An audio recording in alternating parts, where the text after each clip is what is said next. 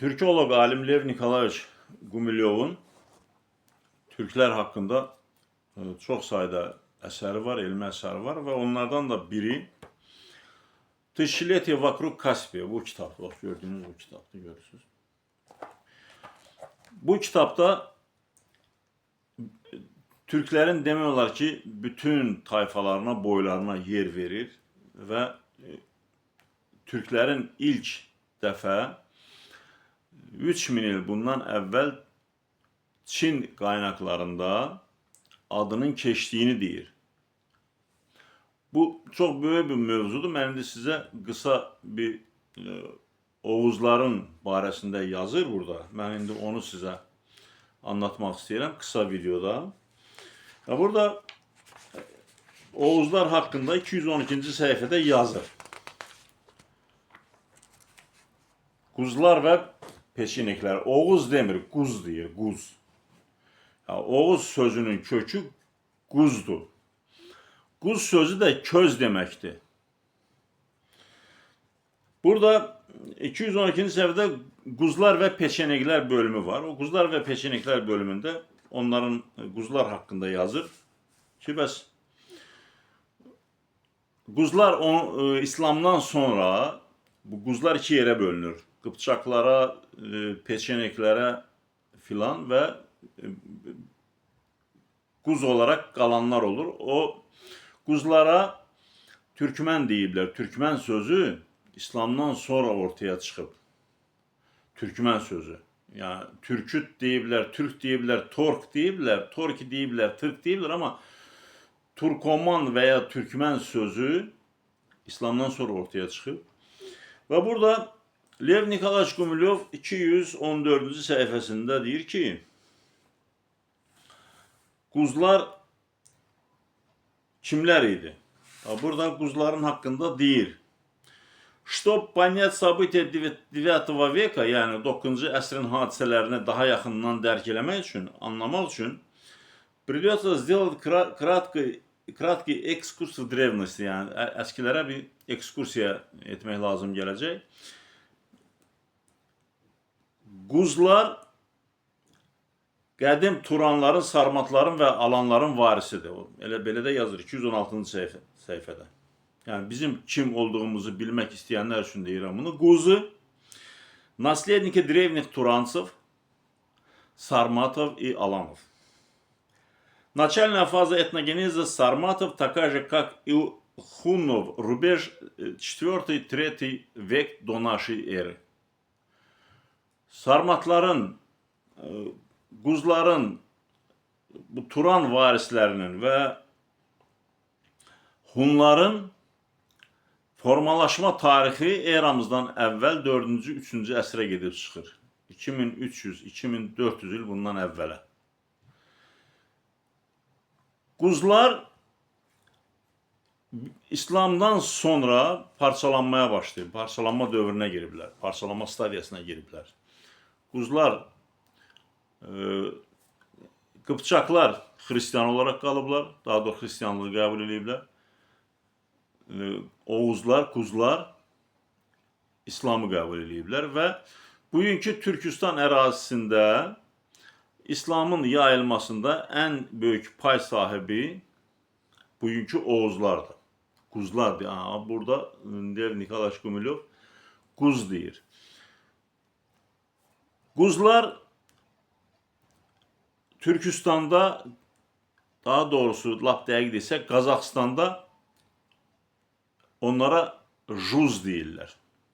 Juz sözü də Quz sözünün Ərəbcədən təhrif olunmuş şəklidir. İndi mən sizə burada Ərəbcə bunu yazdım. Burada göstərim sizə. Bax görürsünüz, bax burada əski əlifba ilə Quz yazmışam burada. Burada da Quz yazmışam. Çünkü Türk əlifbasında, Türk dilində G ve K səsləri zaman zaman birbirini əvəz eləyir. Yani burada sakıncalı bir şey yoktur.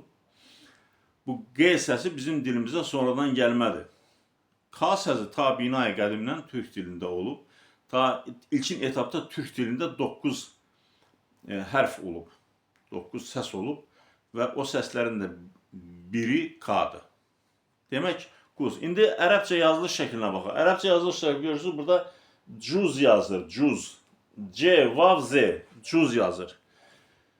Cuz ərəb dilində G ilə yazılan sözlər C ilə yazılır. Məsələn, ya da ki, məsələn, gömrük sözü məsələn, ərəbcə bir kəlmədir. Ona comruk deyirlər. C ilə deyirlər gömrüyü. Biz onu gümrük deyirik. Türklər gömrük deyir. Anadolu türkləri gömrük deyirlər. Ərəblər özləri ona cumruk deyir C ilə. Yəni burada quzun juza sevrilməsində önəmli bir pay sahibi ərəb əlifbasıdır. Eyni tayfadır. Bu juzlar özləri də 3 yerə bölünür. Və Qazaxıstan ərazisini paylaşıblar 3 yerə. Ulu juz deyirlər, yəni Ulu Oğuz, Orta Oğuz və Kiçik Oğuz. Bizim Oğuzlar, bizim quzlar da 3 yerə bölünüblər. İç Oğuz, Dış Oğuz, Gök Oğuz. Bu Qıpçaqlar xristianlığı qəbul etdikdən sonra Avropaya tərəf yayılmağa başlayıblar. Avropa tərəfə yayıldıkları zaman Ruslar onları, yani Hristiyanlar onları qəbul ediblər. Çünki onlar da Hristiyandır. Və onlara renkləri sarışın, gözləri mavi olduğuna görə onlara Ruslar Polovtsi deyiblər. Polova saman deməkdir. Küləşdən, bəlimdən doğranıb heyvanlar üçün hazırlanan saman. Onun da bir sarı rəngi olur, saman sarısı. Türklərdə də var bu saman sarısı, ayrıca bir rəngdir. Bu Oğuzların və Kumanların, Qıpçaqların, peçeneglərin rəngləri sarışın olduğuna görə onlara Ruslar Polovtsi deyiblər. Polova da saman deməkdir Rus dilindən Azərbaycan türkçəsinə və ya başqa türkçəyə çevirdiyin zaman saman anlamındadır. Rəng olaraq saman rəngi. Və bu Qıpçaqlar Avropaya qədər getdilər. İndi bəzi tarixçilər deyir ki, onlar o assimiliyasiya olduğu, onlar əridi başqa xalqların içərisində. Amma elə deyil. Bugün həmin o Oğuzlar Balkanlarda, Rumuniyada, Macaristanda geniş şəkildə və hətta İtaliyada geniş şəkildə yayılıblar. Bəzilər dillərini qoruyub, bəzilər qorumayıb, ayrı məsələ. Amma bunu indi mən sizə şey edelim. Demək, quz, burada mən yazmışam bunu. Quz, juz və oğuz. Bunlar hər üçü eyni kəlmədir. Quz, juz, oğuz. Juzlar Qazaxstanda böyük dövlətlər qurublar. Quzlar Xəzər ətrafı bölgədə Azov dənizinə qədər böyük dövlət qurublar. Qaradəniz. Xəzərdən Qaradənizə qədər. Anatoliy Novoseltsevin kitabı, burada elim çatmır, gösterərdim sizə. Göstərim. Anatoliy Novoseltsevin Xazarski Kaqanat kitabında, bax görürsünüz. Xazarski Kaqanat kitabında Gök Oğuzların Kaqanlıq qurduğunu, imperiya qurduğunu bu kitabda açıq aşkar deyir. Qıpçaqlar bir yerdə durmadı.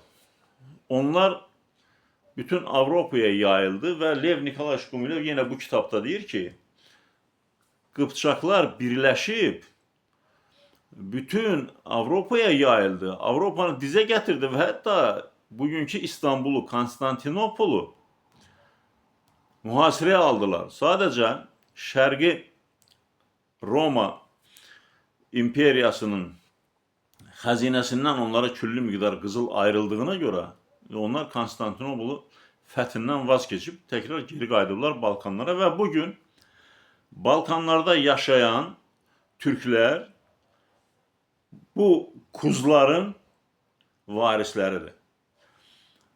Bugün sizə söyləmək istədiklərim bu qədər. Allah'a ısmarladık.